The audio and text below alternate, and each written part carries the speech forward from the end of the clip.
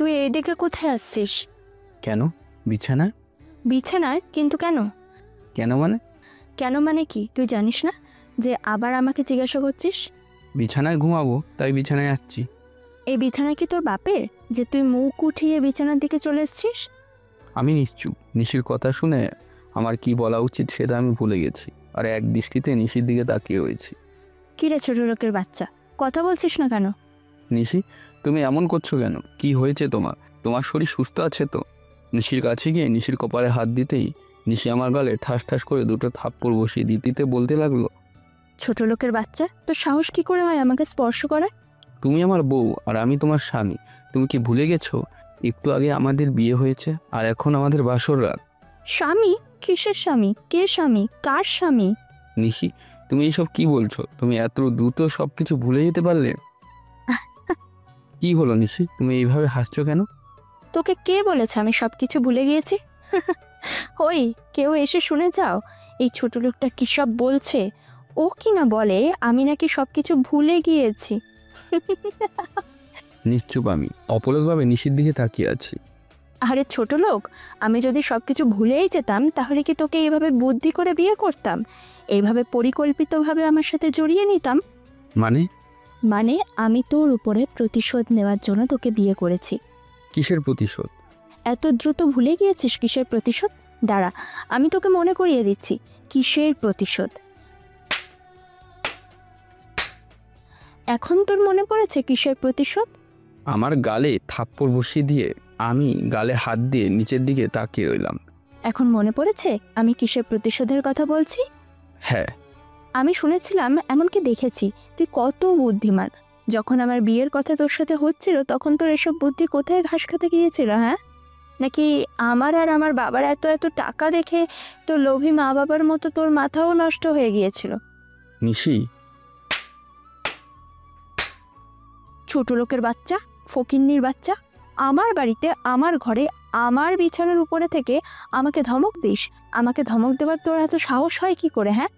আমার কাছে এসে আমাকে থাপ্পড় মেরে। নিশি, তোমার সাথে যা করেছি আমি তার জন্য যদি আমার শাস্তি দিতে হয় তাহলে আমাকে দাও, কিন্তু আমার মা বাবাকে নিয়ে খারাপ কিছু বলবে না। আমি তো খারাপ কিছু বলিনি, শুধু সত্যি কথা বলছি। না করতে পারবি? তুই ফকিন্নি না? তোর বাপ ফকিন্নি না? তুই ছোট লোকের ছেলে না? নিশি, শেষবারের মতন বলছি, যা বলার আমাকে বলো। যদি আর একবারও তুই আমার মা বাবা নিয়ে কিছু বলেছিস তাহলে কিন্তু। তাহলে কিন্তু কি? বল, কি করবি তুই? তুই ভুলে যাস না তুই এখন আমার বাড়িতে রয়েছিস। শুধু তুই কেন, তোর সম্পূর্ণ পরিবার এখন আমার বাড়িতে রয়েছিস। একে পরিষ্কারভাবে কি বলে জানিস? একে পরিষ্কারভাবে বলে তুই আর তোর ফকিন্নি পরিবার আমার টাকার বাড়িতে রাস্তার কুকুরের মতো করে রয়েছিস। শুধু তাই নয়, কুকুরদের মানুষ যেমন রুটি টুকরো ছেড়ে খাওয়ায়, তেমনি আমি তোর আর তোর সম্পূর্ণ পরিবার আমার দেওয়া টাকার টুকরোতে চলছিস। একটা কথা তুই কান খুলে শুনে রাখ, ভুলেও যদি আমার ক্ষতি করার চেষ্টা করেছিস বা আমার সাথে উঁচু গলায় কথা বলার চেষ্টা করেছিস, তাহলে এখন এই মুহূর্তে আমি তোকে আর ওই ফকিন্নি পরিবারকে আমার বাড়ি থেকে লাথি দিয়ে বের করে দেব। নিশির কথা শুনে আমার চোখ বেয়ে পানি পড়তে লাগলো, কারণ আমি ছোটবেলা থেকে চেষ্টা করেছি কখনো আমার জন্য আমার পরিবার যাতে ছোট না হয়। এর আগ পর্যন্ত আমি সফল হয়েছি, কিন্তু আজকে আমার সেই পরিবারকে আমার জন্য খারাপ কথা শুনতে হচ্ছে। এটা আমি মেনে নিতে পারছি না, তাই না চাইতেই আমার চোখ দিয়ে পানি পড়তে লাগলো। কিছু সময় পর নিশি আবার বলে উঠল, তুই কি মনে করেছিস তোদের মতো ফকিন্নিদের নজর সবসময় কিসের উপরে থাকে আর তোদের কিভাবে হাত করা যায় সেটা আমি জানি না? শোন, আমি খুব ভালো করে জানি তোদের মতো ছোট লোকদের নজর সবসময় টাকার উপরে থাকে। তাই তো যখন আমি আমার মা বাবাকে দিয়ে তোর মা বাবার কাছে বিয়ের প্রস্তাব পাঠালাম, তখনই তারা কিছু না ভেবে বিয়েতে রাজি হয়ে গেল। এত সহজে তারা রাজি হয়ে যাবার কারণে আমার জন্যই ভালো হয়েছে, না হলে তোকে বিয়ে করার জন্য আমার অন্য পথ অবলম্বন করতে হতো। আর হ্যাঁ, ভুলেও ভাবিস না তোকে আমি ভালোবাসি। তোকে দেখে আমি মুগ্ধ হয়ে গিয়েছি, তাই তোকে বিয়ে করার জন্য আমি এত উঠে পড়ে লেগেছিলাম। তুই যদি এমন কিছু ভেবে থাকিস তাহলে তুই তোর জীবনের সবচেয়ে বড় ভুল করছিস। তোকে আমি বিয়ে করেছি শুধু আর শুধুমাত্র প্রতিশোধ নেওয়ার জন্য। সেই দিন তুই আমার সাথে যা করেছিস তার প্রতিটা কাজের হিসাব আমি তোর জীবনের নরক বানিয়ে নেব। তার সাথে তোকে আমি বুঝিয়ে দেবো এই নিশি কী জিনিস। নিশি রাগী কণ্ঠে বলে আমার দিকে চোখ বড় বড় করে তাকিয়ে রইল। ভেবেছিলাম নিশি এখন সব কিছু শেষ করে দেবে আর বাকিটা রাত শান্তিতে কাটাতে দেবে, কিন্তু না, আমি ভুল ছিলাম। কারণ এরপর নিশি এমন কিছু বলল যা শুনে আমার নিশির উপরে ঘৃণা হতে লাগলো। আর আর তুই কি জানি বললি? তুই আমার স্বামী, তাই না? তোর কোনো যোগ্যতা আছে এই নিশি চৌধুরীর স্বামী হবার? আমি একদিনে যত টাকা খরচ করি তত তোর ওই ফকিন্নি পরিবার 1 মাসে দেখতে পারে কিনা সন্দেহ। আর আমার এক প্রজেক্টের ফলে যতটা আয় হয় সেই সবের কথা না হয় নাই বা বললাম। তোর কেন? তোর সম্পূর্ণ পরিবারের কোনো যোগ্যতা নেই আমার একদিনের খরচ চালানোর, আবার এসেছে আমার স্বামী হতে। হ্যাঁ, তুমি যখন জানো তোমার খরচ চালানোর মতন যোগ্যতা আমার নেই, তাহলে কেন আমাকে বিয়ে করলে? ওই যে বললাম, তোর উপরে প্রতিশোধ নেওয়ার জন্য। প্রতিশোধ নেওয়ার জন্য? এভাবে আমার জীবনটাকে নষ্ট করার কি প্রয়োজন ছিল? এখনো তো আমি কিছুই করিনি, সামনে দেখ তোর সাথে আমি কি কি করি। তোমার যা কিছু দরকার দয়া করে আমার সাথে করো, কিন্তু আমার পরিবারের সাথে কিচ্ছু করো না। ওদের তো কোনো দোষ নেই। দোষ গুণের হিসাবে নিশি চৌধুরী রাখে না। আমার পথে যে বাধা হতে আসবে আমি তার জীবন নরক বানিয়ে দেবো, নরক। হোক সেটা তোর মা বাবা বা তোর ছোট বোন। নিশি উক্ত কথা বলে তার বিছানায় বসে পড়ল। তার সাথে নিশির মুখ থেকে এইসব শুনে আমিও তার বিছানায় বসে পড়লাম। সেই সাথে আমার জন্য আমার মা বাবাও, বিশেষ করে ছোট বোনের উপর আগামী দিন যেসব বিপদ আসতে চলেছে সেই সব নিয়ে ভাবতে লাগলাম। আমি যখন আমার ভাবনায় তলিয়ে গেছি, ঠিক সেই সময় আমার পিঠে ধূপ করে একটা লাথি পড়ল। আমি লাথিটা তাল সামলাতে না পেরে গড়িয়ে গড়িয়ে আমার সামনের দিকে চলে গেলাম। এক পর্যায়ে আমার মাথার সামনে থাকা দেওয়ালে গিয়ে লাগে, যার ফলস্বরূপ আমি ব্যথায় কুঁকিয়ে উঠি এবং আমার মুখ থেকে আহ করে মৃদু আর্তনাদ বের হয়। হঠাৎ লাথি খাওয়াতে এবং হঠাৎ করেই দেওয়ালের সাথে বাড়ি খাওয়ার কারণে আমার মাথা একটু সময়ের জন্য ঝিম মেরে যায়। যতক্ষণে মাথা নিচু করি ততক্ষণ অনুভব করি আমার কপাল ভিজে উঠতে শুরু করে দিয়েছে, বা জলরাশি কপালে সে জমা হচ্ছে। পরিশেষে যখন কপালে হাত দিয়ে সেই জলরাশি স্পর্শ করে হাত সামলে আনলাম, তখন বুঝতে পারলাম সেগুলো জলরাশি নয়, বরং রক্ত। যার মানে দেওয়াল ও বাড়ি লাগার কারণে আমার কপাল ফেটে রক্ত বের হচ্ছে। আমি আর কোনো উপায় না পেয়ে সেই ফাটা জায়গায় হাত দিয়ে চেপে ধরে রক্ত বন্ধ করার চেষ্টা করতে লাগলাম। আমি যেই কপালে হাত দিয়ে পেছনের দিকে ঘুরলাম, সেই সময় নিশি আমার দিকে তাকিয়ে বলতে শুরু করে দিল, ফকিন্নির বাচ্চা, তোর কোনো যোগ্যতা আছে আমার এই বিছানায় বসার, যে তুই আমার বিছানায় বসতে এসছিস? কুত্তার বাচ্চা, জানিস আমার এই বিছানার দাম কত? তোর মতো ফকিন্নির বাচ্চাকে বিক্রি করে দিলেও আমার এই বিছানার দাম উঠবে না। আর তুই কিনা এসেছিস আমার বিছানায় বসতে? বসতে এসেছিস তো এসেছিস, তোর ওই ফকিন্নি নোংরা শরীর নিয়ে এখানে বসতে এসেছিস। একবার তোর ওই নোংরা শরীর থেকে ময়লা এই বিছানায় লেগে গেলে সে ময়লা কি তোর ওই ছোটলোক মা ওঠাবে, নাকি ওই ফকিন্নি বোন? তুই নিজেকে ভাগ্যবান ভাবতে পারিস যে আমি তোকে তোর এই নোংরা শরীর নিয়ে আমার ঘরে প্রবেশ করতে দিয়েছি, আর তুই কিনা সেই সুযোগ কাজে লাগিয়ে আমার বিছানায় বসতে এসেছিস। মন তো চাচ্ছে এক্ষুনি তোকে আমি এই ঘর থেকে লাথি দিয়ে বের করে দিই। নিশির কথাগুলো শুনে একদিকে আমি নিজের কপালের ব্যথা ভুলে গিয়েছি, অন্যদিকে নিজেকে এত ছোট, অযোগ্য, এমনকি নোংরা মনে হচ্ছে যে নিশির এই ঘরে থাকতে হঠাৎ করে আমার দম বন্ধ হয়ে আসতে লাগলো। তার সাথে কোনো এক অজানা কারণে আমার গলা ধরে আসছে, হয়তো গলা ফেটে কান্না আসছে, কিন্তু কোনোভাবেই সেই কান্না আটকে রাখার অতি কষ্ট আমি নিশিকে বলে উঠলাম, থাক থাক, তোমাকে আর কষ্ট করতে হবে না, আমি নিজে তোমার ঘর থেকে বের হয়ে যাচ্ছি। তুমি তো ঠিকই বলেছ, আমাকে যদি বিক্রি করে দাও তাহলে তোমার ঘরে একটা আসবাবপত্র এর সমান দাম হবে না। তার উপরে আমি যে নোংরা ফকিন্নির মানুষ, তখন আবার দেখা যাবে তোমার এই দামি দামি জিনিসগুলো নোংরা হয়ে যাবে। এর চেয়ে ভালো আমি এই ঘর থেকে বের হয়ে যাই। যা না যা, এখানে ছোট লোকের মতো দাঁড়িয়ে বকবক করছিস কেন? এমনিতে তুই ঘরে আসার পর থেকে তোর শরীরের এই নোংরা দুর্গন্ধর কারণে আমার বমি বমি আসছে। তুই যদি সারা রাত এই ঘরে থাকিস তাহলে নির্ঘাত কালকে আমাকে হাসপাতালের বেডে পাওয়া যাবে। না না, তার কোনো প্রয়োজন নেই। আমার মতো নোংরা মানুষের জন্য তোমাকে হাসপাতালে ভর্তি হওয়ার কোনো প্রয়োজন নেই। এর চেয়ে ভালো আমি ঘর থেকে চলে যাই।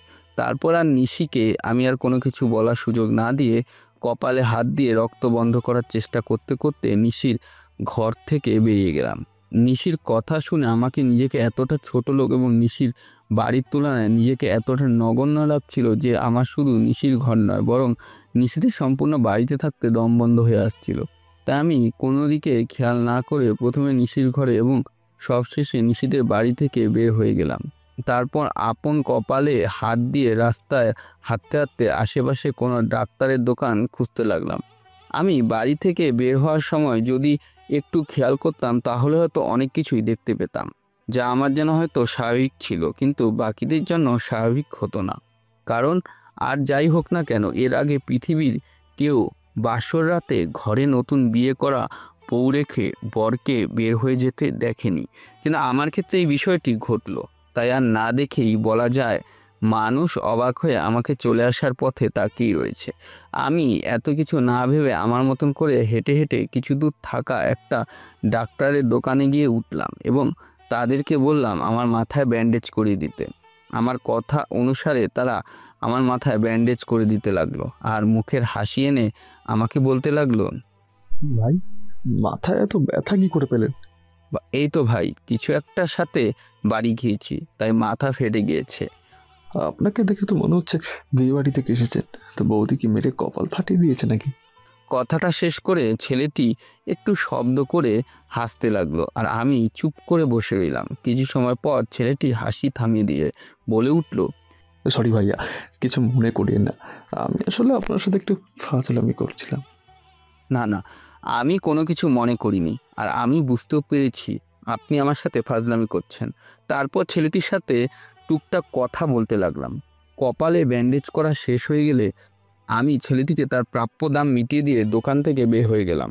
দোকান থেকে বের হয়ে আমি ভাবতে লাগলাম, এখন আমি কোথায় যাব?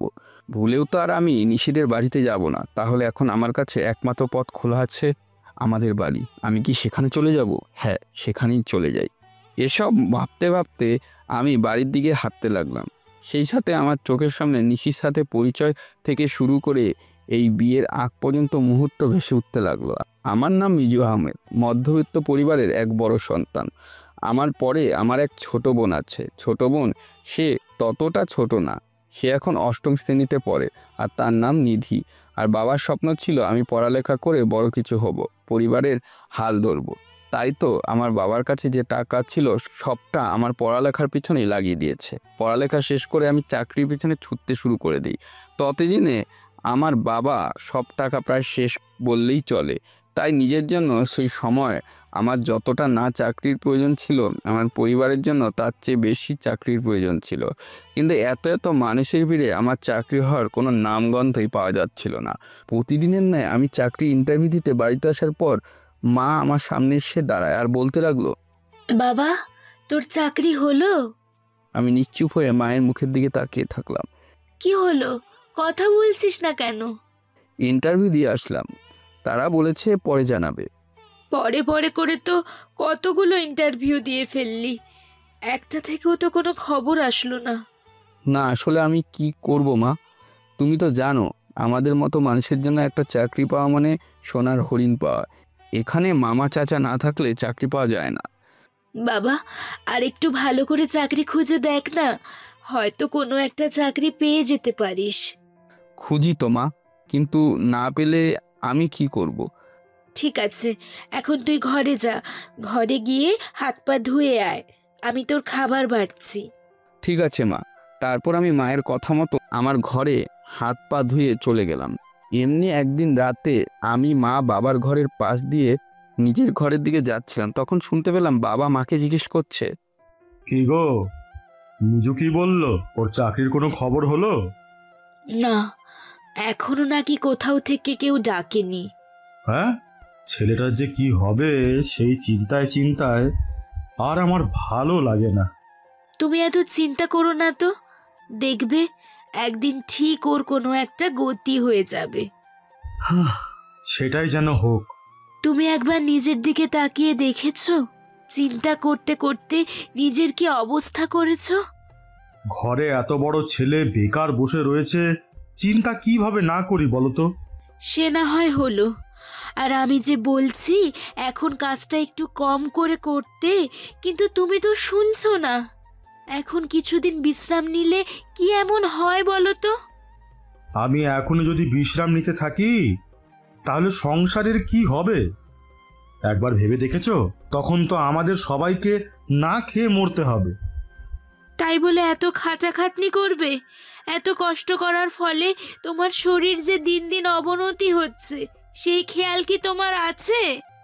আরে ওই সব কিছু না। কিছু না নাকি কিছু, সেটা তো আমি ভালো করে দেখতে পাচ্ছি। তারপর মা বাবা নিজেদের মধ্যে আরও কথা বলতে লাগলো, কিন্তু আমি সেখানে আর দাঁড়িয়ে থাকতে পারছিলাম না। তাই অনেকটা বাধ্য হয়ে আমি সেখান থেকে নিজের ঘরে চলে আসি। বাবার মুখে এই কথা শুনে নিজের ভেতরে অজানা কারণে একটা অপরাধ বোধ এবং খারাপ লাগা এসে ভিড় করছিল। যদি আর কিছু সময় এখানে থাকতাম তাহলে হয়তো সেখানে দাঁড়িয়ে কান্না করে দিতাম। তাই কান্না করার আগেই ঘরে চলে আসলাম। সেই সাথে সিদ্ধান্ত নিলাম আগামীকাল আমার যে ইন্টারভিউ আছে সেই ইন্টারভিউয়ে যেভাবেই হোক ভালো করে চাকরিটা নিজের করে নিতে হবে।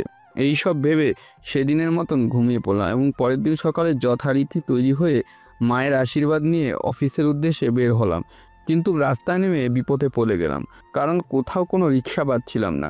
এইদিকে ইন্টারভিউয়ের জন্য দেরি হয়ে যাচ্ছিল। তাই অনেকটা বাধ্য হয়ে আমি অফিসের দিকে হেঁটে যেতে লাগলাম। আর হেঁটে যাওয়াটাই আমার জীবনের কাল হয়ে গেল, কারণ তারপর আমার সাথে এমন কিছু ঘটলো যার কারণে আজকে আমার এত বড় অপমানের সম্মুখীন হতে হলো।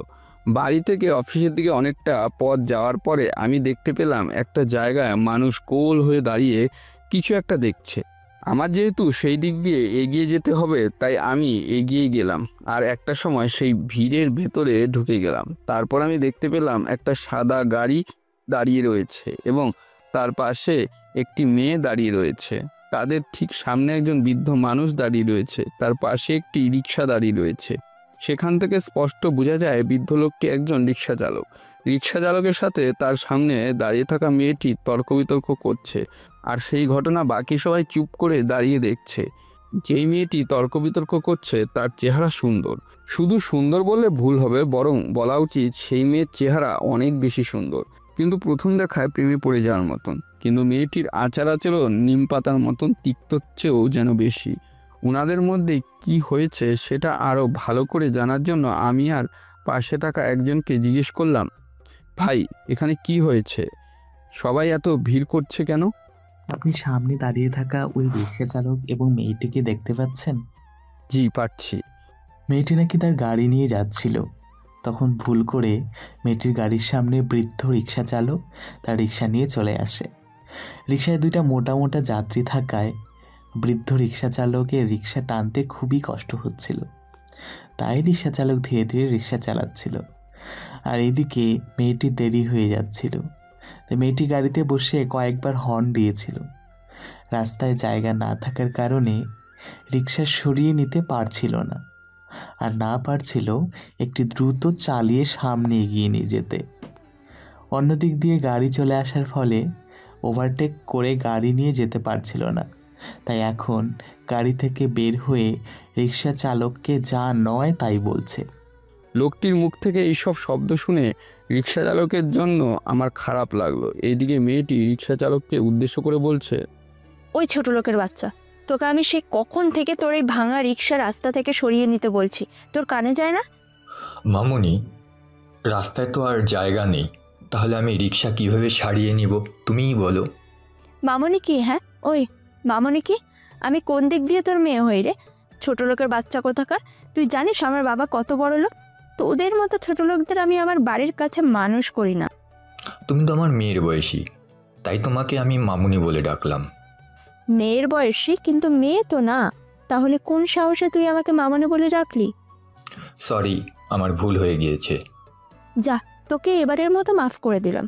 এখন কথা না বাড়িয়ে চুপচাপ তোর এই ভাঙা রিক্সা রাস্তা থেকে সরিয়ে ফেল। তুমি তো নিজেই দেখছো রাস্তায় রিক্সা সারানোর কোনো জায়গা নেই, তাহলে আমি কি করে আমার রিক্সা সারিয়ে নেব তুমি বলো। তার মানে তুই রাস্তা থেকে গাড়ি সরিয়ে নিবি না? না। তুই জানিস এতক্ষণ ধরে তোর এই ফালতু কথা আর ফালতু কাজকর্মের জন্য আমার কত বড় ক্ষতি হয়ে গিয়েছে? না। তোর ভালোর জন্য আমি তোকে একটা সুযোগ দিয়েছিলাম, কিন্তু তুই সেই সুযোগ কাজে না লাগিয়ে উল্টে তোর এই ভাঙা রিক্সা এখনো দাঁড় করিয়ে রেখেছিস।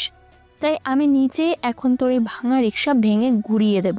সেই সাথে তোকে হাড়ে হাড়ে বুঝিয়ে দেবো এই নিশি চৌধুরী কী জিনিস। তুই শুধু দাঁড়িয়ে দাঁড়িয়ে দেখ। কথাটা শেষ করে মেয়েটি রিক্সার দিকে এগিয়ে যেতে লাগলো। এটা দেখে বৃদ্ধ রিক্সা চালকটি মেয়েটির পিছন পিছন যেতে নিলে মিনতির সুরে বলতে লাগলো, মেম সাহেব, এই রিক্সা আমার শেষ সম্বল। আপনি যদি এই রিক্সা ভেঙে ফেলেন তাহলে আমি না খেতে পেয়ে মরে যাব। দয়া করে মেম সাহেব আমার রিক্সা ভেঙে দিয়েন না। নিশি তার মতন করে হেঁটে রিক্সার কাছে গিয়ে দাঁড়ালো। তারপর যেই রিক্সা হাতে দিবে তখনই বৃদ্ধ লোকটি নিশির হাত ধরে বলল, মেম সাহেব, দয়া করে আমার রিক্সা ভেঙে দিয়েন না। ছোট লোকের বাচ্চা, তোর এত বড় সাহস, তুই নিশি চৌধুরীর হাত ধরিস? কথাটা শেষ করে নিশি রেগে সেই বৃদ্ধ রিক্সার চালককে এক ধাক্কা দিল এবং মেয়েটি অর্থাৎ নিশির বৃদ্ধ রিক্সা চালকের উপর এতক্ষণ ধরে করা অন্যায় দেখে চুপচাপ করে থাকতে পারলেও এবার এভাবে ধাক্কা দেওয়ার পরে আমি আর চুপ করে থাকতে পারলাম না। এক দৌড়ে বৃদ্ধ লোকটিকে গিয়ে ধরলাম। তারপর কোনো রকম দাঁড় করিয়ে নিয়ে নিশিকে উদ্দেশ্য করে বলতে লাগলাম, আপনি এখনই এটা কি করলেন? তুই কে রে যে ওই ছোট লোকের হয়ে ওকালতি করতে এসেছিস? আমি যে হই না কেন, আপনাকে যেটা জিজ্ঞেস করছি চুপচাপ সেটার উত্তর দিন। কেন, তোর চোখ নেই? তুই দেখতে পাসনি আমি একটু আগে কি করেছি? পেয়েছি, তাই তো জিজ্ঞেস করছি কেন আপনি ওনার সঙ্গে এমন করলেন। এটা আমার আর ওই ছোট লোকের ব্যাপার, তুই আমাদের মাঝে নাক গলাতে এসেছিস কেন? এইসব ঘটনা যেহেতু আপনি রাস্তা ঘটাচ্ছেন, এই একজন বৃদ্ধ মানুষকে এভাবে যায় না তাই বলে যাচ্ছেন, তাই বাধ্য হয়ে আমরা এই ব্যাপারে কোনো নাক গলাতে যাচ্ছি না। তোকে আমি প্রথম ও শেষবারের মতো বলছি, এখান থেকে চলে যা, আর আমাকে ওই ছোট লোককে শাস্তি দিতে দে। যাব না না, আমি এখানে থাকতে ওনাকে কিছু হাতে দিব। আমার কথা না শোনার ফল কিন্তু তোর জন্য ভালো হবে না। তাই নাকি? কি করবেন আপনি একটু দেখান দেখি। দেখবি দেখবি তুই আমি কি করব? হ্যাঁ দেখান। এই দেখ। নিশির কথাটা শেষ করে হাত তুলতেই যেই আমার গালে থাপ্পড় মারবে ঠিক সেই সময় আমি নিশির হাত ধরে ফেললাম। তারপর নিশির হাতে এক ঝটকা নামিয়ে দিয়ে ঠাস ঠাস করে নিশির গালে দুটো থাপ্পড় বসিয়ে দিলাম। তারপর নিশিকে বলতে লাগলাম, আপনার সাহস তো কম না, আমাকে থাপ্পড় দিতে এসেছেন এই ছোট অপরাধের জন্য। এখন তো মাত্র শুধু 2টা থাপ্পড় দিলাম, এরপর আর কখনো যদি আমাকে ওই হাত দিয়ে আঘাত করতে আসিস তাহলে হাত কেটে রেখে দেব। কথাটা ভালো করে মাথায় ঢুকিয়ে নিন। আমার হাত থেকে থাপ্পড় খেয়ে কিছুটা দূরে সরে গেল। তারপর আমার কথা শুনে মাথা উঁচু করে একবার আমার দিকে তারপর চারিদিকে তাকালো। তখন সে দেখতে পায় ততক্ষণ ধরে যে সকল মানুষ দাঁড়িয়ে দাঁড়িয়ে ওই সব অন্যায় কাজ দেখছিল তারাই এখন ওর দিকে তাকিয়ে হাসছে। সবাই শব্দ করে না হাসলেও সবার মুখের কোণায় মুচকি হাসি রয়েছে। তার সাথে কেউ কেউ তো আবার বলাবলি করছে যে ভালো হয়েছে, ছেলেটা একদম সঠিক কাজ করেছে। মেয়েটা অনেকবার বেড়ে গিয়েছিল, কি করে একজন বৃদ্ধ মানুষের সাথে কথা বলছিল। অসভ্য মেয়ে কোথাকার।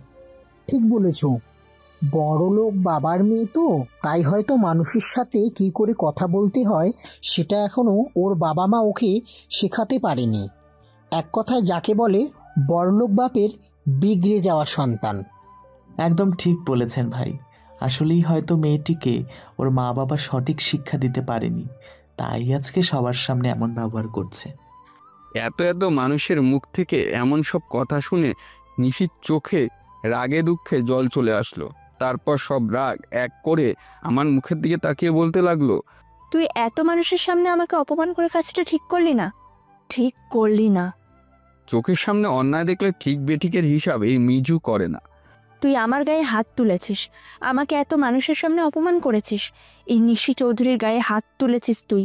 এর ফল তোর জন্য ভালো হবে না, ভালো হবে না তোর জন্য, কথাটা মনে রাখিস। আরে যা যা, তোরা যা করার আমার সাথে কর পারলে, আমি তো দেখব তোর মতন একটা মেয়ে আমার কি করতে পারে। তুই শুধু একটু অপেক্ষা কর, আমি যদি তোর জীবন নরকের থেকে খারাপ না বানিয়ে দিয়েছি তাহলে আমার নামও আরোহী নিশি চৌধুরী না। কথাটা শেষ করে নিশি রাগে দু চোখ মুছতে মুছতে আমাদের সবার সামনে থেকে এক দৌড়ে গাড়ির ভিতর গিয়ে বসলো, আর তারপর গাড়ি নিয়ে সেখান থেকে চলে গেল। এদিকে নিশি যখন চলে যাচ্ছিল তখন সবাই নিশির চলে যাওয়ার পথের দিকে তাকিয়ে থাকে এবং সবশেষে বৃদ্ধ মানুষটি আমাকে উদ্দেশ্য করে বলে ওঠে, বাবা, তুমি শুধু শুধু আমাকে বাঁচাতে এসে ওই মেয়েটিকে এত কিছু বলতে গেলে কেন? এখন তো আমার জন্য মেয়েটি তোমার উপর প্রতিশোধ নেবে। কি যে বলেন না কাকা, ওই মেয়ে আমাকে পাবে কোথায় যে আমার উপরে প্রতিশোধ নিবে? তাছাড়া ওই মেয়ে যদি কিছু করার থাকতো তাহলে এতক্ষণে নিশ্চয়ই আমাকে কোনো না কোনো ক্ষতি করেই ফেলতো। তবুও বাবা, আমার কেন জানি মনে হচ্ছে ওই মেয়ে তোমার বড় কোনো ক্ষতি করবে, আর সবটাই হবে আমার জন্য। কাকা, আপনি কোনো চিন্তা করিয়েন না তো। ওই মেয়ে আমার কিচ্ছু করতে পারবে না। আপনি শুধু শুধু অযথা চিন্তা করছেন। তাই যেন হয় বাবা, তাই যেন হয়। জি কাকা, তাই হবে। এখন তাহলে আমি আসি, আপনি আপনার খেয়াল রাখেন। আচ্ছা বাবা, তুমিও তোমার খেয়াল রেখো। ঠিক আছে কাকা। তারপর আমি কাকার সাথে কথা বলা শেষ করে ওখান থেকে সরাসরি আমার ইন্টারভিউ অফিসে চলে গেলাম। অন্যদিকে নিশি সেই রাস্তা থেকে সরাসরি তার বাবার অফিসে চলে যায়।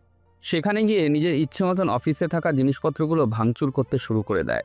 নিশির বাবা নিজের মেয়ের এত রাগ জিদ এবং সব কিছু ভাঙচুর করতে দেখে জিজ্ঞেস করে, কি হয়েছে মামনি, এমন করছিস কেন? এত রেগে রয়েছিস কেন? কেউ কি তোকে কিছু বলেছে? রাস্তায় কি কিছু হয়েছে নাকি?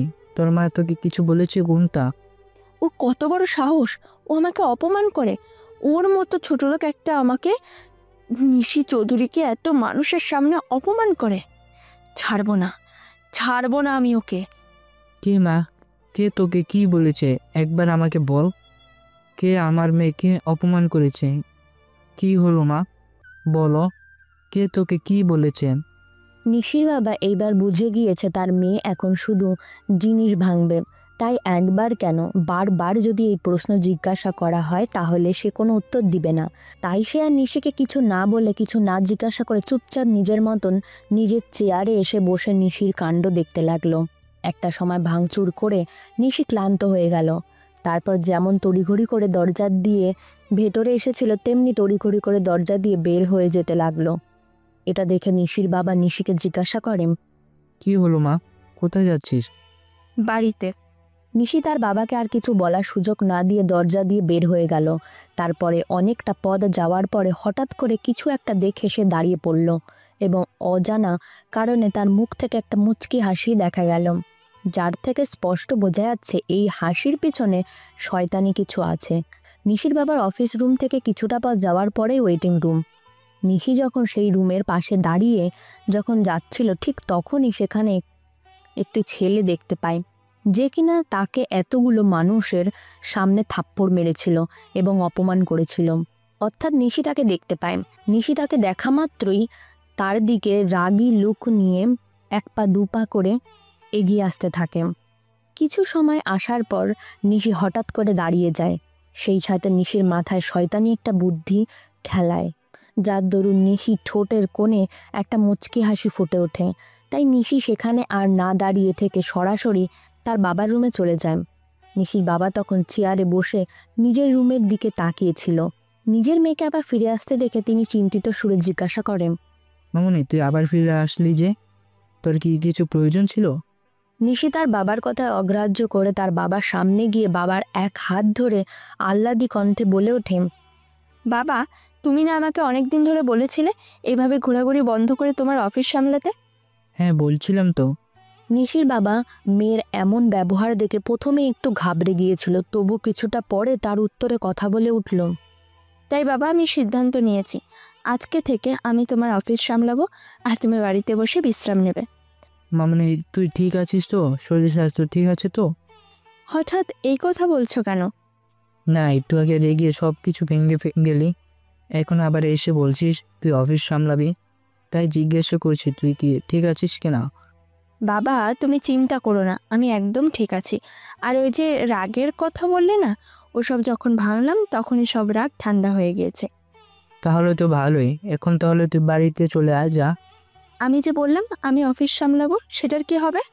তুই তো অফিসের কিছু বুঝিস না, আজকে বাড়িতে যা, রাতে আমি বাড়িতে গিয়ে এইসব বিষয় নিয়ে তোর সাথে কথা বলে আস্তে আস্তে তোকে অফিসের দায়িত্ব দিয়ে দেব। না না না, আমি আজকে আর এখন থেকে অফিসের দায়িত্ব নেব। মামনি, তুই একটু বোঝার চেষ্টা করো, এত বড় দায়িত্ব তুই এখনই একা সামলাতে পারবি না। তোমাকে এখনই সব দায়িত্ব আমাকে দিতে বলেছে কে? তুমি থাকো না আমার পাশে, আমার পাশে থেকে আস্তে আস্তে সব কিছু দেখিয়ে শিখিয়ে দেবে। সে না হয় দিব, কিন্তু এত কিছু বোঝার জন্য তো তোর একটা প্রস্তুতি লাগবে। কালকে থেকে প্রস্তুতি নিয়ে আসিস। আমার কোনো প্রস্তুতি লাগবে না, আর আমি আজকে থেকে অফিস করব। হ্যাঁ হ্যাঁ নিশি, পাগলামি করিস না, একটু বোঝার চেষ্টা কর। আমি কিছু বুঝতে পারবো না, তুমি আজকে থেকে আমাকে অফিস করতে দেবে কিনা সেটা বলো। ঠিক আছে করিস, তুই আজকে থেকে অফিসে এবার খুশি তো? হ্যাঁ বাবা, আমি অনেক অনেক অনেক বেশি খুশি। কথাটা নিশি তার বাবাকে জড়িয়ে ধরে বলল। সেই সাথে নিশির ঠোঁটের কোণে একটা শয়তানি হাসি খেলে গেল। তার সাথে নিশি মনে মনে বলে উঠল, আমার প্রথম ধাপ তো পার করে ফেললাম, এইবার সময় দ্বিতীয় ধাপ পার করার। এই সব বলে নিশি তার বাবাকে ছাড়িয়ে নিল এবং তার বাবার উদ্দেশ্য করে বলে উঠল, বাবা, আজকে কি অফিসে কোনো ইন্টারভিউ হচ্ছে? হ্যাঁ, অফিসের কিছু কর্মচারী লাগবে, সেই জন্য কিছু মানুষ নিয়োগ দিতে হচ্ছে। তাহলে আমি আজকে ওদের ইন্টারভিউ নিয়ে কাজ শুরু করি। তুই কি পারবি ইন্টারভিউ নিতে? তুমি তো সাথে থাকবে, তাছাড়া একদিন না একদিন আমাকে তো ইন্টারভিউ নিতেই হবে। আজকে না হয় তোমার কাছ থেকে শিখে নেব। ঠিক আছে, তাহলে তাই হবে। তার আগে তোকে একটা কাজ করতে হবে। কি কাজ? বাড়িতে তোর মাকে ফোন করে জানিয়ে দে তুই আজকে থেকে অফিসে করছিস, তাহলে তোর ফিরতে দেরি হবে, না হলে তোর মা বাড়িতে বসে আবার অযথা চিন্তা করবে। ঠিক আছে বাবা, আমি মাকে ফোন করে জানিয়ে দিচ্ছি। তারপর নিশি হাসি মুখে তার মাকে ফোন করে চলে গেল। অন্যদিকে আমি রাস্তা থেকে একটা রিক্সা নিয়ে সঠিক সময়ে অফিসে চলে আসি। সেখানে আসার পর দেখি আমার মতন অনেকেই ইন্টারভিউ দেওয়ার জন্য অপেক্ষা করছে। আমিও তাদের সাথে অপেক্ষা করতে বসে যাই। একটা সময় ইন্টারভিউ শুরু হয়, একে একে সবাই ইন্টারভিউ রুমে যায়। যখন আমার সুযোগ আসলো তখন আমি ইন্টারভিউ রুমে গেলাম। আমি দরজা খুলে যেই ভেতরের দিকে এগিয়ে যাব, ঠিক তখনই আমার চোখের সামনে চেয়ারে বসে থাকা তিনজনের দিকে নজর গেল। তাদের মধ্যে একজনকে দেখে আমি আর নড়চড় করতে পারলাম না, শুধু মূর্তির মতন দরজার কাছে দাঁড়িয়ে রইলাম। কারণ ভিতরে বসে থাকা তিনজনের মধ্যে একজন ছিল সেই মেয়েটি যাকে আমি রাস্তায় সবার সামনে থাপ্পড় মেরেছিলাম এবং অপমান করেছিলাম। আমাকে দাঁড়িয়ে থাকতে দেখে ভেতরে বসে থাকা তিনজনের মধ্যে একজন মানুষ বলে উঠল, কি আপনি কি সেখানে দাঁড়িয়ে থাকবেন নাকি ভিতরে আসবেন? জি স্যার, আসছি। তারপর আমি ভেতরে ঢুকে গেলাম এবং তাদের অনুমতি নিয়ে চেয়ারে বসে পড়লাম। বাকি সব ইন্টারভিউয়ের মতন তাদের করা প্রশ্নের উত্তর দিলাম এবং সবশেষে আমাকে বলে দিল পরে জানাবে। আমিও তাদের কথা শুনে বিষণ্ণ মন নিয়ে বাড়ির দিকে হাঁটা দিলাম। বাড়িতে এসে কলিং বেল বাজানোর পর মা দরজা খুলে আমাকে জিজ্ঞেস করে উঠল, বাবা, তোর ইন্টারভিউ কেমন হলো? ভালো। এইবার তাহলে তোর চাকরি হয়ে যাবে, তাই না? মনে হয় না। কেন? ও তুমি বুঝবে না। এখন তাহলে কি করবি? দেখি, পরশু আর একটা ইন্টারভিউ আছে, সেখানে কিছু হয় কিনা। এইভাবে আর কত ইন্টারভিউ দিবি? কি করব মা, এত এত ইন্টারভিউ দিতে আমারও তো ভালো লাগে না, কিন্তু ইন্টারভিউ না দিলে তো আর চাকরি হবে না। ইন্টারভিউ দিয়েই বা চাকরি কোথায় হচ্ছে? না হলে কি করবা, চেষ্টা তো করে যেতে হবে, তাই না? ঠিক আছে বাবা, দেখ কিছু একটা করতে পারিস কিনা।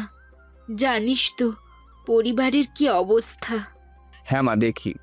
এখন যা, হাত পা ধুয়ে আয়, আমি খাবার দিচ্ছি। আচ্ছা। কথা শেষ করে আমি নিজের ঘরের দিকে চলে গেলাম।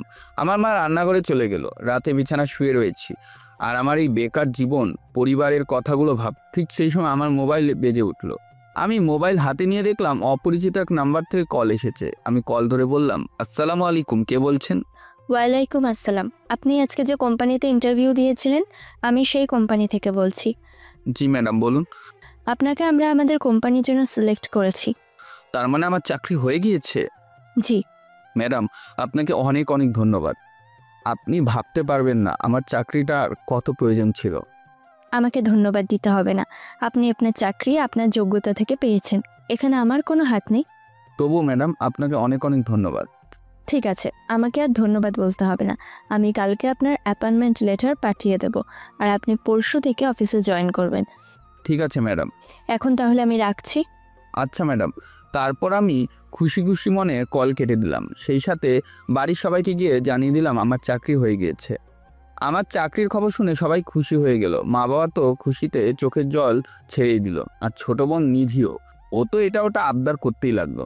আমি হাসি মুখে বলে দিলাম চাকরির প্রথম মাসের বেতন পেয়ে ওর সব আবদার পূরণ করে দেব। তারপর নিজের ঘরে এসে শুয়ে আল্লাহকে ডাকছি বিড়বিড় করে, আর বলতে লাগলাম, আল্লাহ, আমাকে চাকরি পাইয়ে দেওয়ার জন্য তোমাকে অনেক অনেক শুকরিয়া। সত্যি বলছি, আজকে সকালে মেয়েটি রাস্তায় যা করেছে তার উপর ওনাকে আবার ইন্টারভিউ রুমে দেখে আমি ভাবতেই পারিনি এই চাকরি হবে। একমাত্র তোমার জন্য আমার এই চাকরি হয়েছে। তোমাকে অনেক অনেক শুক্রিয়া। আল্লাহ, তুমি করুণাময়, তুমি দয়াশীল, তুমি রহমানির রহিম। আমি বিড়বিড় করে এইসব বলে সিদ্ধান্ত নিলাম আবার যখন কখনো সেই মিটিং অর্থাৎ নিশির সাথে দেখা হবে তখন মেয়েটির কাছে সেই দিনের ব্যবহারের জন্য ক্ষমা চেয়ে নেব। অন্যদিকে আমার সাথে কথা বলা শেষ করে ফোন রেখে দেওয়ার পর নিশি বিড়বিড় করে বলতে লাগলো, আমার দ্বিতীয় পরিকল্পনাও সফল হয়ে গিয়েছে। এবার শুধু অপেক্ষা, সঠিক সময়ের অপেক্ষা। কথাটা শেষ করে নিশি হেসে উঠল। তারপর সে বিছানায় শুয়ে পড়ল। দেখতে দেখতে পরের দিন চলে আসলো। আমি অ্যাপয়েন্টমেন্ট লেটার পেয়ে গেলাম এবং সেই দিনও কেটে গেল। তারপরের দিন ঠিক সময় অফিসের জন্য বের হলাম, কিন্তু আমার কপাল হয়তো খারাপ, তার জন্য জ্যামে আটকে গেলাম। শেষ পর্যন্ত যখন জ্যাম থেকে মুক্তি হলাম তখন অফিসের সময় পার হয়ে গিয়েছে। এমন অবস্থা আমি অফিসে ঢুকতে ঢুকতে বিড়বিড় করে বলতে লাগলাম, মিজু, এমনি সেদিন তুই ম্যাডামের সাথে ঝগড়া করেছিস, তুই এত মানুষের সামনে এত কিছু বলেছিস, থাপ্পড় মেরেছিস, তুই এত কিছু করার পরেও তো তোকে চাকরি দিয়েছি, কিন্তু সেই তুই কি না অফিসের প্রথম দিন লেট করে অফিসে যাচ্ছিস। অফিসে যারা পুরনো তারাই কখনো দেরি করে আসতে পারে না, আর তুই নতুন হয়ে প্রথম দিনই অফিসে দেরি করে আসলি। দেখ আজকে তোর চাকরি থাকে কি না, শেষে এমন জানি না হয় এই দেরি করে আসার জন্য অফিসের প্রথম দিন তোকে চাকরি থেকে বের করে দিল। আমি এইসব বিড়বিড় করে বলতে বলতে অফিসে ঢুকে পড়লাম। তারপর সেখান থেকে ম্যানেজারের রুমে গিয়েলাম। ম্যানেজারের সাথে কিছু আলাপ আলোচনা শেষ করে তাকে আমার সিটের কথা সেটা জিজ্ঞেস করলাম। সে এক পিয়ন কাকাকে ডাক দিয়ে আমাকে আমার সিটে দিয়ে আসতে বলল। তারপর আমি পিয়ন কাকার সাথে আমার সিটের দিকে চলে গেলাম। সে আমার সিট দেখিয়ে দিয়ে চলে গেল। আমি আমার সিটে বসে পড়লাম এবং কাজ করতে লাগলাম। সেই সাথে মনে মনে বলতে লাগলাম, যাক বাবা, দেরি করে আসার কারণে কেউ কিছু বলেনি, বাঁচলাম। এখন ভালোই ভালোই আজকের দিনটা পার করতে পারলেই বাঁচি। এই কথা যখন শেষ করলাম ঠিক তখনই পিয়ন কাকা আমার কাছে এসে বলে উঠল আমাকে নাকি ম্যাডাম তার রুমে ডাকছে, আর সেটা এক্ষুনি। এই কথা শুনে আমি পিয়ন কাকাকে চলে যেতে বললাম।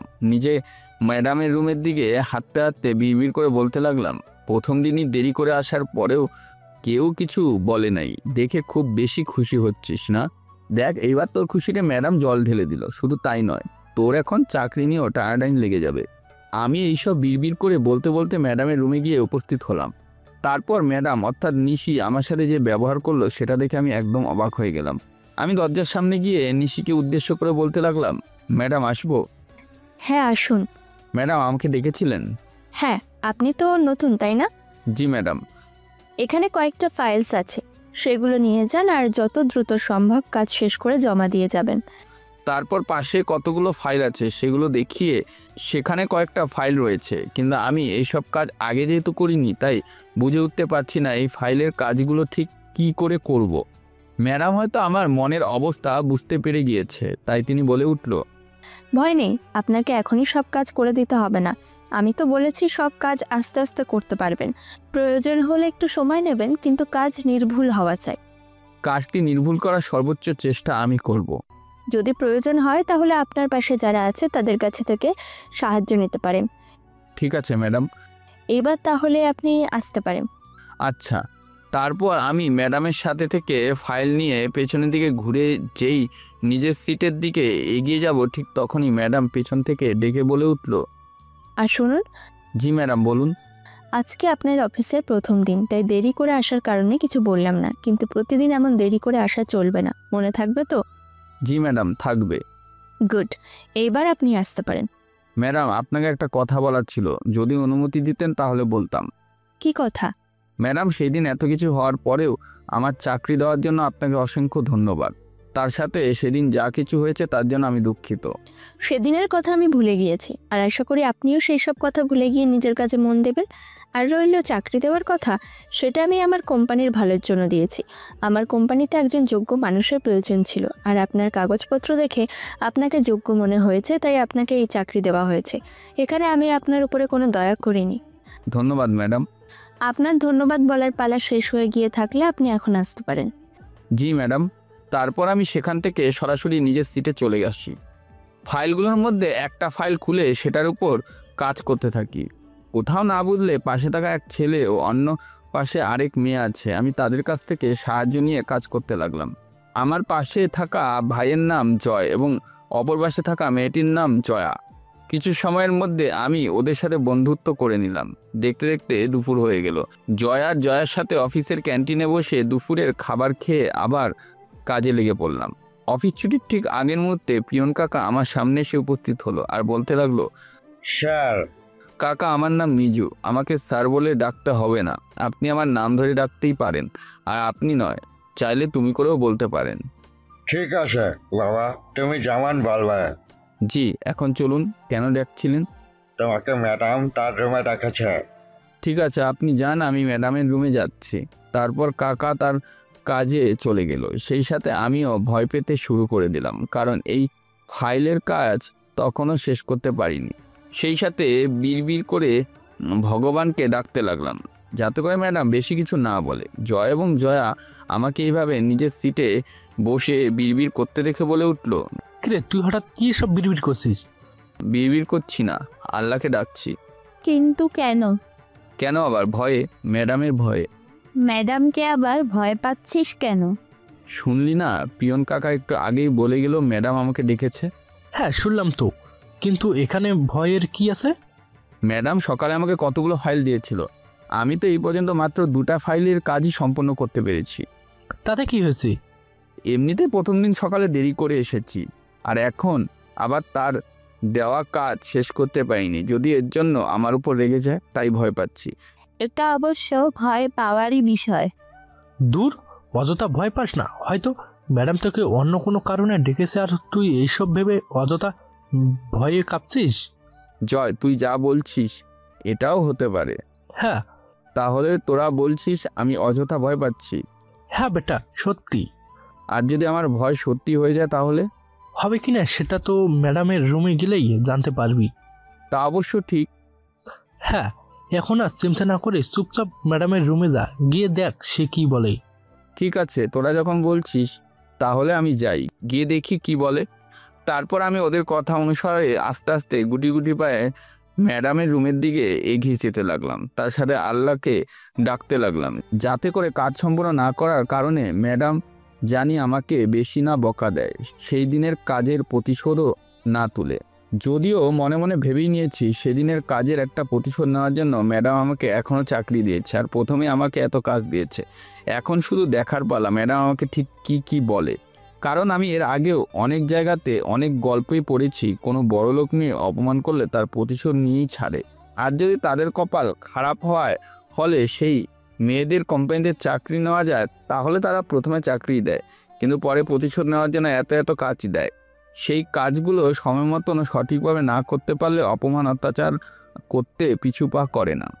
আমাকে যেহেতু ম্যাডাম প্রথম দিনে এত কাজ দিয়েছে আর আমি সব কাজ সময় মতন করতে পারিনি, তাই আমি ভেবে নিয়েছি ম্যাডাম আমাকে এখন অপমান করবে।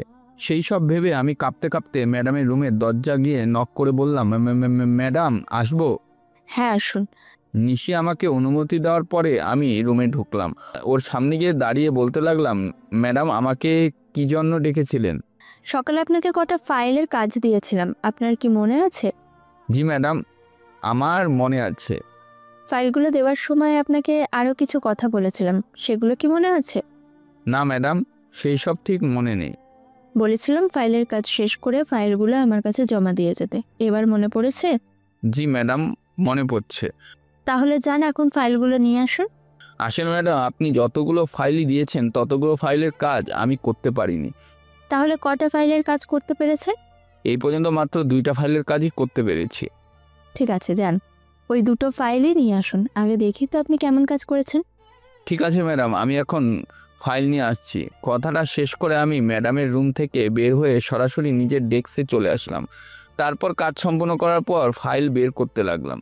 আমাকে ডেস্কের কাছে এসে ফাইল খুঁজতে দেখে জয়া বলে উঠল, কে রে ম্যাডাম, কি বললো?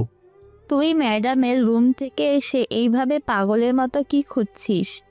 ফাইল খুঁজছি। আজকে সারাদিনে যে 2টা ফাইলের কাজ করলাম, সেই 2টা ফাইল। সেই ফাইল দিয়ে এখন কি করবি? ম্যাডাম দেখতে চেয়েছে, তাই নিয়ে যাচ্ছি। তারপরে আমি ওখান থেকে ফাইল হাতে নিয়ে সরাসরি ম্যাডামের সামনে গিয়ে উপস্থিত হলাম। ম্যাডামের দিকে ফাইল দুটো এগিয়ে দিতে দিতে বলতে লাগলাম, ম্যাডাম এই নিন ফাইল। দিন। তারপর নিশি ফাইল দুটো হাতে বাড়িয়ে নিয়ে দেখতে লাগলো, আর আমি চুপচাপ দাঁড়িয়ে দাঁড়িয়ে ম্যাডামের প্রতিক্রিয়া দেখতে লাগলাম। সেই সাথে ফাইলগুলো দেখার পর ম্যাডাম কি বলবে সেই সব শোনার জন্য অপেক্ষা করতে লাগলাম। দেখতে দেখতে কিছুটা সময় কেটে গেল। ম্যাডামের ফাইল দেখা শেষ হয়ে গেল। এবার মাথা নিচু করে আমার দিকে তাকালো।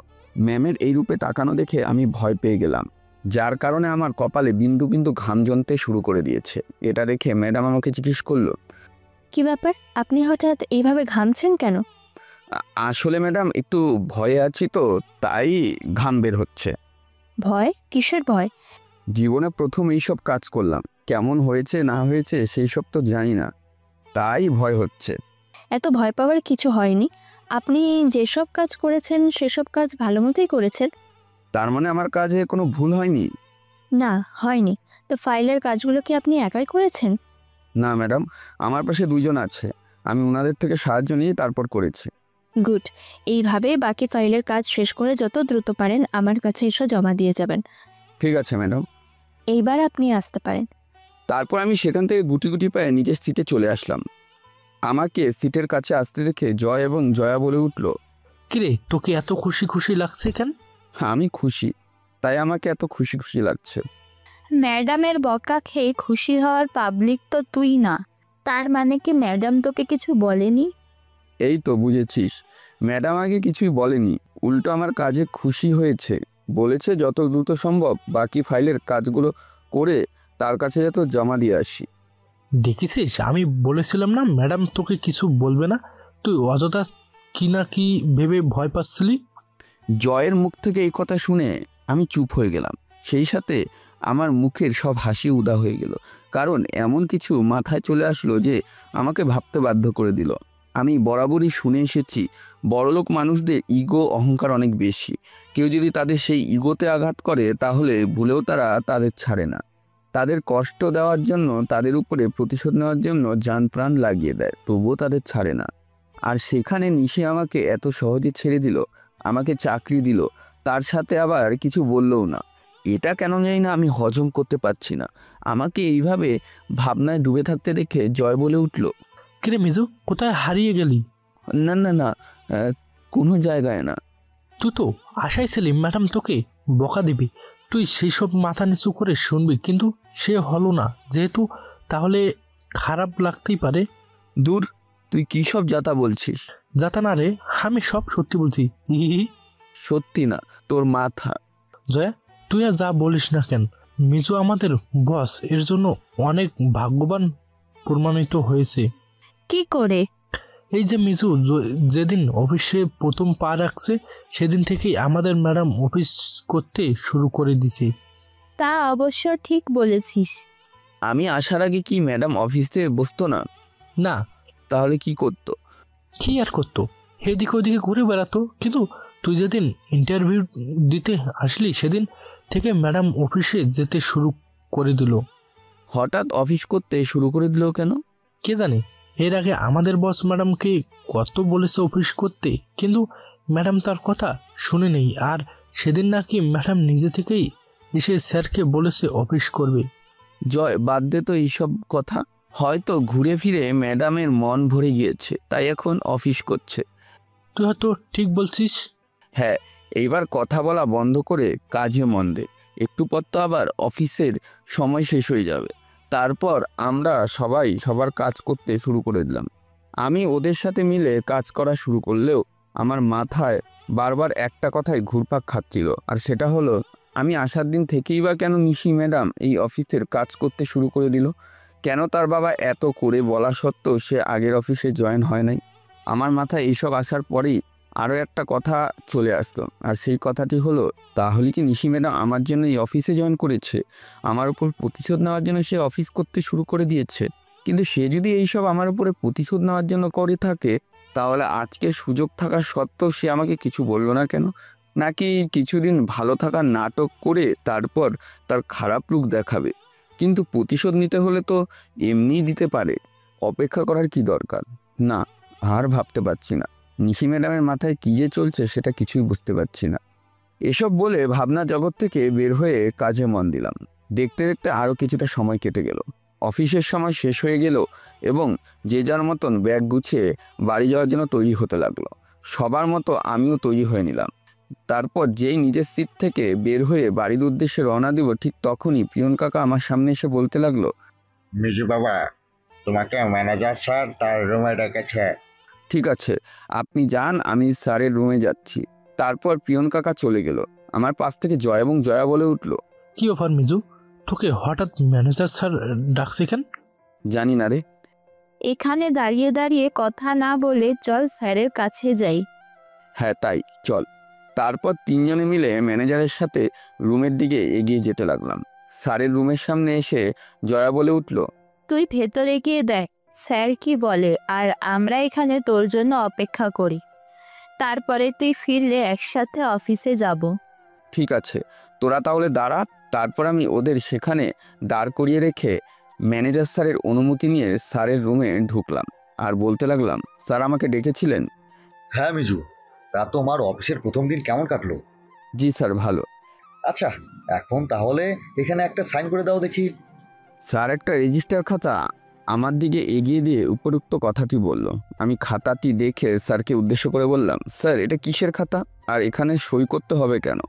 এইটা অফিসের কর্মচারীদের বেতনের খাতা।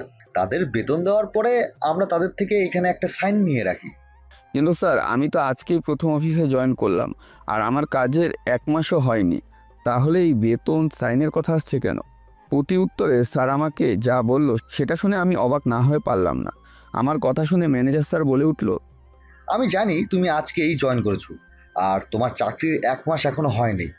তাহলে এই যে বেতন আর সাইন এইসব কিসের জন্য? এইসব ম্যাডাম বলেছে সেই জন্য।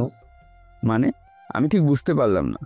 মানে আমাদের নিশি ম্যাডাম, সে বলেছে তোমাকে তোমার হাফ বেতন আজকে দিয়ে দিতে, আর বাকিটা মাস শেষ হওয়ার পরে। কিন্তু কেন? কেন তা তো আমি জানি না, উনি আমাকে বললো তাই আমি তোমাকে দিচ্ছি। তাছাড়া আমি মনে করি এই হাফ বেতন পাওয়ার পরে তোমারই ভালো হয়েছে, কারণ পরিবারের খরচ হয়ে যাবে। ম্যানেজার স্যারের কথা শুনে আমার চোখের সামনে সেদিনের মা বাবার কথা বলার দৃশ্য ভেসে উঠল। সেই সাথে নিধির ছোট ছোট আবদার, মা বাবার পরনে থাকা পুরনো কাপড়, এইসব ভেসে উঠতে লাগলো। আমার এইসব ভাবনার মাঝে স্যার বলে উঠল, কি ভাবলে? হাফ বেতন এখনই নিবে নাকি একবারে মাস শেষে ফুল বেতন নিবে? না না স্যার, আপনি বরং এখনই আমার হাফ বেতন দিয়ে দিন। ঠিক আছে, তাহলে এখানে একটা সাইন করো। আচ্ছা। তারপর ম্যানেজার স্যারের দেখানো জায়গায় আমি একটা সাইন করে দিলাম। তারপর আমি ম্যানেজার স্যারের রুম থেকে টাকা গণনা করতে করতে বেরিয়ে গেলাম। আমি মোট টাকা গণনা করে দেখলাম সেখানে 10,000 টাকা রয়েছে। আমার 1 মাসের বেতন 20,000 টাকা, সেই হিসাবে অর্ধেক টাকা রয়েছে। আমি স্যারের রুম থেকে বের হওয়ার পর জয় এবং জয়াকে বলে উঠলাম, মিজু তোকে ম্যানেজার স্যার ডাকে কেন রে? আমারে হাফ বেতন দিচ্ছে। হঠাৎ মাসের শুরুতেই হাফ বেতন দিয়ে দিল কেন? সেটা তো জানি না, স্যার শুধু বলল নিশি ম্যাডাম নাকি তাকে বলেছে আমার হাফ বেতন আজকেই দিয়ে দিতে। বাহ বাহ, ম্যাডাম দেখি তোর জন্য অনেক চিন্তা করে। ম্যাডাম আমার জন্য চিন্তা করবেন কেন? চিন্তা যদি না করতো তাহলে কি তোকে অফিসের প্রথম দিনেই হাফ বেতন দিয়ে দিত নাকি? দূর, তোরা উল্টাপাল্টা ভাবছিস। এটা হয়তো অফিসের নিয়ম, তাই ম্যাডাম আমাকে অগ্রিম বেতন দিল। কোথায়? আমাদের তো কোনোদিন অগ্রিম বেতন দেওয়া হয়নি, আর না শুনেছি অন্য কাউকে অগ্রিম বেতন দিয়েছে। তাহা জয়া তুই শুনছিলি নাকি রে? না রে, আমিও তো এমন কিছু শুনিনি। তাহলে এর অর্থ কি দাঁড়ায় বুঝতে পারছিস তো? এর অর্থ আবার কি দাঁড়ায়? এর অর্থ দাঁড়ায় আমাদের এই ভোলা ভালা দোষ আগে থেকে ম্যাডামের পরিচিত, হয়তো দুজন একে অপরকে পছন্দ করে। দূর, তোরা কী সব যাতা বলছিস? যাতা নাকি সত্যি কথা বলছি সেটা তো সময়ই বলে দিবি। ঠিক আছে ঠিক আছে, যখন বলবে তখন দেখা যাবে। এখন চল, মার্কেটে যেতে হবে। মা বাবা আর বোনের জন্য কিছু শপিং করতে হবে। তুই শপিং করবি, এখানে আমরা গিয়ে কি করব? তোরা যে পাবলিক, আমার থেকে কিট না নিয়ে তো ছাড়বি না, তাই প্রথমে আমার সাথে শপিং করবি, তারপরে ছোটোখাটো একটা কিট নিয়ে বাড়িতে চলে যাবি। মামা তুমি দেখি আমাদের অভ্যাস একদিনই বুঝে গিয়েছো। হ্যাঁ হ্যাঁ বুঝেছি, এখন এখানে দাঁড়িয়ে বকবক না করে আমার সাথে চল। তারপর আমরা সেখান থেকে মার্কেটের উদ্দেশ্যে রওনা দিলাম। অন্যদিকে নিশি তার রুমে এসে আমার পাশে দাঁড়িয়ে সবটা দেখছিল। আমরা সেখান থেকে বের হয়ে আসার পর নিশি তার জায়গা থেকে বের হয়ে এসে বিড়বিড় করতে করতে বলতে লাগলো, তুই খুব চালাক তাই না? একদিনেই মানুষের মুখ দেখে বলে দিতে পারিস সে কেমন, তার মনে কি চলছে। দেখি তাহলে এখন তোর এই চালাকি ঠিক কোন জায়গায় পর্যন্ত যায়। আমি তারপর নিশি সেখান থেকে একটা রেস্টুরেন্টে চলে যাই। সেখানে তার বান্ধবী নীলিমা বসে রয়েছে। নিশি নীলিমার সাথে কিছু কথা বলে এক পর্যায়ে ম্যানেজারকে ফোন দিয়ে জিজ্ঞেস করে, আপনি কি ওকে টাকা দিয়ে দিয়েছেন? জি ম্যাডাম। টাকা দেওয়ার পরে কিছু বলেনি? তেমন কিছু একটা বলি নেই, কিন্তু আমি প্রথম যখন বললাম যে তোমার হাফ বেতন দিব, তখন ও নিতে চাচ্ছিল না। বলল আজকে তার অফিসের প্রথম, এখনও মাস শেষ হয় নাই, তাহলে হাফ বেতন এখনই কেন, এইসব জিজ্ঞাসা করছিল। ও আচ্ছা, তা হাফ বেতন কি পড়ে গিয়েছে? জি ম্যাডাম, নিয়েছে। আমি যখন বললাম আপনি ওকে হাফ বেতন দিতে বলেছেন, তখন কি একটা ভাবলো, তারপর বেতন নিয়ে গেছে। ঠিক আছে, এখন তাহলে আমি রাখি। তারপরে নিশি কল কেটে আবার নীলিমার সাথে কথা বলার যোগ দেয়। ইতিমধ্যে সেখানে নিশির বাকি বান্ধবীরা ইতি আর মেঘা চলে এসেছে। নিশি যখন ম্যানেজারের সাথে এইসব নিয়ে কথা বলছিল, তখন ওর 3 বান্ধবী অনেকটা অবাক হয়ে নিশির দিকে তাকিয়ে কথা শুনছিল। তাই যখন নিশির কথা শেষ হলো, তখনই মেঘা জিজ্ঞাসা করে উঠল, নিশি, তুই এসব কি শুরু করে দিয়েছিস বলতো? আমি আবার কি শুরু করলাম? তোর এই হাব ভাব কিন্তু আমার ভালো লাগছে না। শুধু তোর না, নিশিরও এমন ব্যবহার আমারও তেমন ভালো লাগছে না। আরে বাবা, তোদের কি হয়েছে? কি ভালো লাগছে না সেটা তো আমাকে বলবি। আমরা যে নিশিকে চিনি আর তুই এখন যে নিশি হয়ে গেছিস, সেটা আমাদের ভালো লাগছে না। তা আমি এই 2 নিশি কিভাবে হলাম সেটা কি একটু বলবি? আমরা তোকে সবসময় দেখে এসেছি রাগী প্রকৃতির। তোকে যদি কেউ আঘাত করে, স্পর্শ পর্যন্ত করে, তাহলে তুই মুহূর্তের মধ্যে তার উপরে প্রতিশোধ নিস। এমনকি আমরা দেখেছি তুই সেই মানুষটিকে এমন শাস্তি দিস যে তোর দিকে আবার ফিরে তাকাতে সেই মানুষগুলো ভয়ে কাঁপে। আর এখানে তুই কি করছিস? এখানে আমি আবার কি করলাম? এখানে তোকে একটা ছেলে রাস্তায় এত মানুষের সামনে অপমান করছে, থাপ্পড় মারছে, আর তুই কিনা সেই মানুষটাকে ছেড়ে দিয়েছিস। তোদের কে বললো আমি ওকে ছেড়ে দিয়েছি? কেন আর বলবে? আমরা তো নিজেরাই দেখতে পাচ্ছি। কি দেখতে পাচ্ছিস বল দেখি একটু শুনি। এই যে তুই এই ছেলেটার নাম জানি কি, মিজু নাকি অন্য কিছু, ওর ওপরে প্রতিশোধ না নিয়ে উল্টে ওকে চাকরি দিচ্ছিস, একদিন অফিস করে হাফ বেতন দিচ্ছিস। এর থেকে প্রমাণিত হলো তুই ছেলেটাকে ছেড়ে দিচ্ছিস, তারপর কোনো প্রতিশোধ নিবি না। তোরা যা বলছিস এইসব শুনে না হেসে কি করে থাকি বলতো? আমরা হাসির কিছু বলেছি বলে তো আমার মনে হয় না। তোরা বলছিস আমি একটা ছেলেকে ছেড়ে দিয়েছি। ছেড়েছি তো ছেড়েছি, সেই ছেলেকে ছেড়েছি যে নাকি আমাকে রাস্তার মানুষের সামনে অপমান করেছে, থাপ্পড় মেরেছে, যার কারণে আমার মা বাবাকে কথা শুনতে হয়েছে। আমি কিনা সেই ছেলেটিকে ছেড়ে দিয়েছি। তার মানে কি তুই ছেলেটিকে ছাড়িসনি? ছেড়ে দিয়েছি কিনা সেই সব খুব শীঘ্রই জানতে পারবি, অপেক্ষা কর। আমি সেই ছেলেটির সাথে কি করব সব আস্তে আস্তে জানতে পারবি। তার মানে ছেলেটিকে শাস্তি দিবি? অপেক্ষা কর, সামনে কি করি না করি সবটা আস্তে আস্তে জানতে পারবি। অন্যদিকে আমি ওদের নিয়ে শপিং করা শেষ করে একটা রেস্টুরেন্টে গিয়ে ওদের ট্রিট দিয়ে দিলাম। তারপর আমি বাড়িতে চলে আসলাম। বাড়িতে এসে সবাইকে যার যার কাপড় দেওয়ার পর সবাই খুশি হয়ে গেল। যদিও মা বাবা মুখে বলেছিল এইসব কাপড় আনার কি দরকার ছিল, তবুও তাদের মুখ দেখে বোঝাই যাচ্ছিল, কিন্তু তারা ভেতরে ভেতরে অনেক খুশি হয়েছে। আর নিধি, ওর কথা না হয় বাদই দিলাম, কারণ ওর পছন্দের জিনিস পাওয়ার পরে ও যে কত খুশি হয়েছে সেটা একমাত্র আমিই জানি। তারপর থেকে আমার অফিসে নিত্যদিনের কাজ শুরু হয়ে গেল। দেখতে দেখতে অফিসের কাজ ভালো মতোই বুঝে গেলাম। তার সাথে অফিসে সবার ভালোবাসার পাত্রও হয়ে গেলাম। এক কথায় বলতে গেলে অফিসের মধ্যমণি হয়ে গেলাম। বেশ কিছু প্রজেক্টের কাজ আমি নিজের দক্ষতা দিয়েই করেছি, যার কারণে অফিসের বড় বড় টেন্ডার পেয়েছে। সেই সাথে আমি অফিসের আসল মালিক অর্থাৎ নিশির বাবার প্রিয় পাত্র হয়ে উঠলাম। সেই সাথে নিশি ম্যাডামেরও প্রিয় পাত্র হয়ে উঠলাম।